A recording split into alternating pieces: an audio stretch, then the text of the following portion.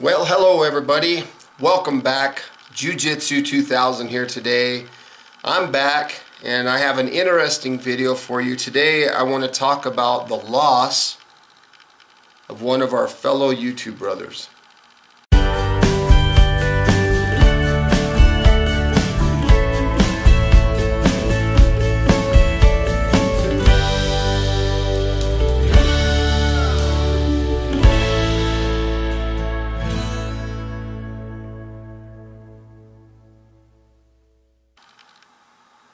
So we have lost Embarado Smithing and Woodcraft. Now, from the opening gate here, I'm going to tell you guys that some people liked him and some people didn't like him.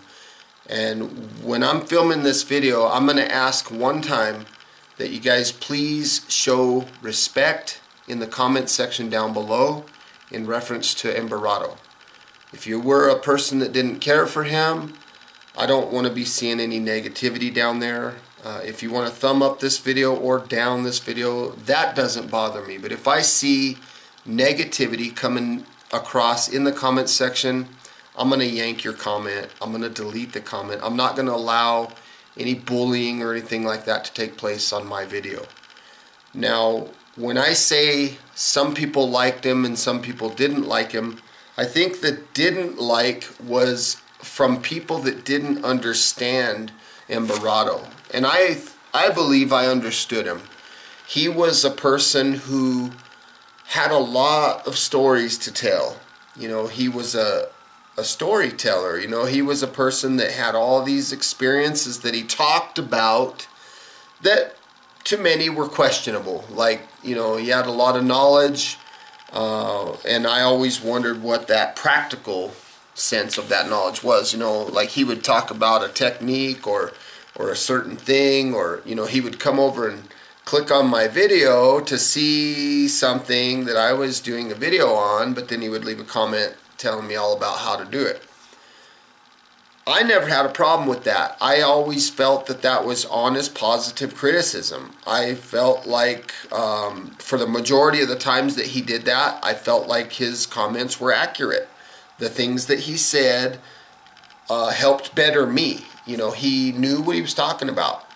But I think the majority of people that didn't care for him didn't, because they didn't know how to take positive criticism like I do. And they thought that he was coming over talking trash or whatever. And I don't think that that was his intention. I think his intention was to see someone like me or whoever almost like a diamond in the rough, and he was trying to help polish that to make us better people, better bushcrafters, better woodcrafters, things of that nature. So I always liked him. You know, he always supported my channel. He got into a lot of my giveaways, and eventually he ended up winning. I think it was my 40,000 subscriber contest giveaway where I gave away a Mora Garberg stainless steel knife, and Jeremiah over there at CP Kydex Country Prepper, thank you by the way, he donated a Kydex sheath, and Embarado won that contest. It was a fair or square, you know, win, and he did an unboxing video. And in that video, now that he's passed away, I look at that video now and it really touches my heart, because he was so happy that he won.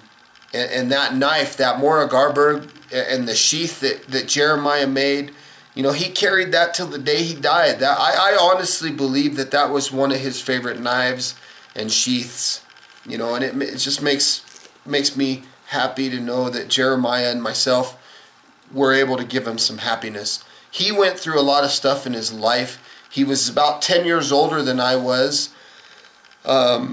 And, you know, he was married for a while, and him and his wife had some struggles, and then they got a divorce, and then he became homeless, and he went out and built a shelter, and, you know, he was trying to live, and ultimately, unfortunately, they found him dead in his vehicle, and they suspect that it was carbon monoxide poisoning due to a heater that wasn't being ventilated properly. You know, I don't have anything ill to say about Embarado. I don't have nothing negative on him or anything like that. I always liked him, and I think, again, not to reiterate too much, but I think that like was genuine from me because I understood the guy.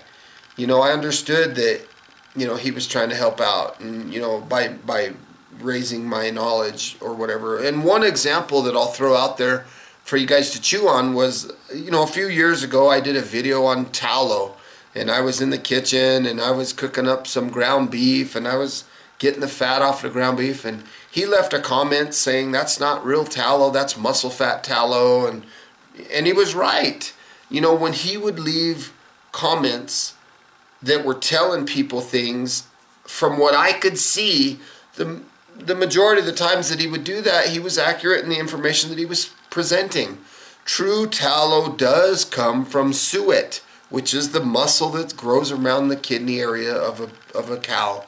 And, you know, and he was right, you know, and it was cool. You know, I kind of had a little bit of a rift with him on some level because he didn't really care for Dave Canterbury, and I like Dave Canterbury, so him and I kind of butted heads on that a little bit, but nothing negative. It's nothing that was going to destroy a friendship or anything like that, you know. And at the end of the day, he was just a guy just like myself, just like many of you guys that do videos. He was just trying to put videos out for YouTube. That's one thing that he found joy in doing.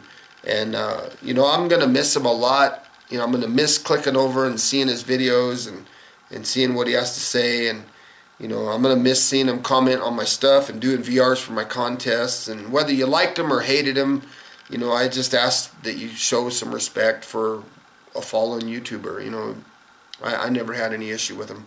So with that being said, I want to say to Embarado Smithing and Woodcraft, rest in peace, my brother. You know, it was good knowing you. I hope you're free of your pain, and you know, hopefully I'll see you again sometime. You know, God bless you, my brother. And until next time, thanks for watching, everybody, and we'll see you next time.